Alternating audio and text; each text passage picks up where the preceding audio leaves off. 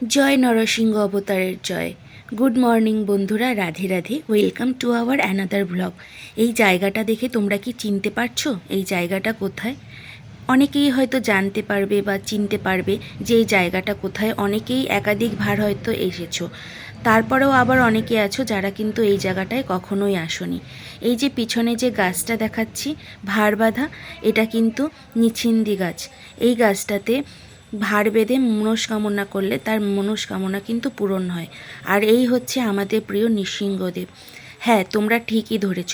আমরা যেই জায়গাটায় এসেছি সেই জায়গাটার নাম হচ্ছে নৃসিংহতলা বা নিছিন্দিতলা, যে যেভাবে এই জায়গাটিকে চেনে। তো এই জায়গায় আমরা সেদিনকারে পুজো দিতে এসেছিলাম প্রভুর মন্দিরে। এখানে আমাদের মানসিক ছিল, আমাদের বাড়িরই ছেলে, ওর মানসিক ছিল। তো ওর মানসিক দেওয়ার জন্যই কিন্তু এখানে এসেছি। আর নৃসিংহ অবতারের কথা তোমরা সকলেই জানো। কিছুদিন আগে কিন্তু নৃসিংহ অবতারকে নিয়ে একটা বইও বেরিয়েছিল, যে নৃসিংহ ঠাকুর কতটা জাগ্রত, লোকের বিপদ আপদ থেকে দূর করে। আর নৃসিংহদেবকে কেউ যদি মন থেকে একবার ডাকে তাহলে কিন্তু নৃসিংহদেব তার মনের ইচ্ছা পূরণ করে। আর এই জায়গাটা সত্যি এতটা জাগ্রত, তোমরা যদি এখানে আসো কখনো তাহলেই তোমরা জানতে পারবে যে জায়গাটা কতটা জাগ্রত। কত লোক, লাখে লাখে লোক প্রত্যেক দিন কিন্তু এখানে পুজো দিতে আসে।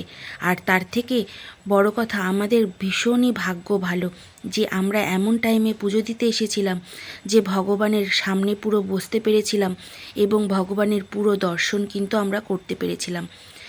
এছাড়া আমরা যখনই অন্য টাইমে আসি সেই সময় কিন্তু ভগবান ফুল দিয়ে সাজানো থাকে, তো ভগবানের পুরো বিগ্রহ আমরা কিন্তু দর্শন করতে পারি না। তো আজকে কিন্তু আমরা সকাল সকাল পুজো দিতে চলে এসেছিলাম, আর তখনই ভগবানের অভিষেক হচ্ছিল।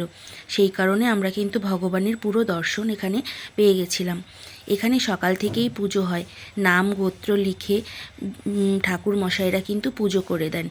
তো যে যেরকম পারে সাধ্য মতো সন্দেশ, মিষ্টি, ফল এসব কিন্তু ভগবানের কাছে নিয়ে আসে। আর কুরমশাই কিন্তু নামগোত্র পড়ে তার পুজোটা কিন্তু দিয়ে দেয়। তো সেরকমই আমরাও এসেছিলাম আমাদের জায়েদেরকে নিয়ে। আর পরিবেশটা অসাধারণ, আশেপাশের পরিবেশটাও তোমাদের সাথে শেয়ার করব।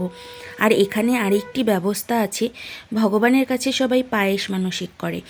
কেউ কেউ বলে আমি 5 কেজি দুধের পায়েস দিয়ে তোমাকে পুজো দেব, কেউ বলে 10 কেজি।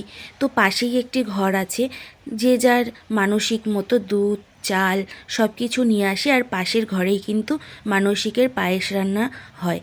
আর সেই পায়েস দিয়ে দুপুর 12টার সময় পুজো হয়, ভোগ হয়। তারপরে কিন্তু সবাই যে যার মতো পুজো দিয়ে বাড়ি যেতে পারে। তো আমাদেরও ছিল 5 কেজি দুধের পায়েসের মানসিক। তো আমাদের পায়েসের জন্য যে দুধ, চাল এগুলো পাশের ঘরে আমরা কিন্তু দিয়ে নাম লিখিয়ে রেখেই এসেছিলাম।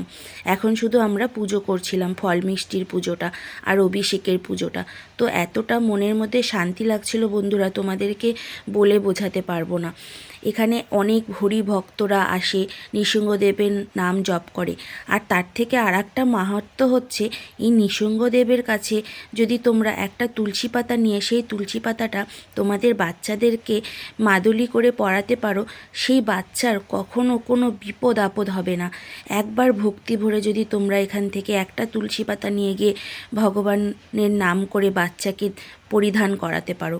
এই জায়গাটা এতটাই জাগ্রত। এখানে কিন্তু ভগবান স্বয়ং মাটির থেকে কিন্তু উপরে উঠেছে।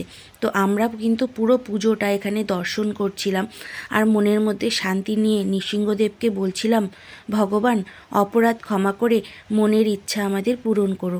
আর তোমাদের সাথে কিছু ছবিও শেয়ার করলাম, সেদিনকারে আমরা তুলেছিলাম।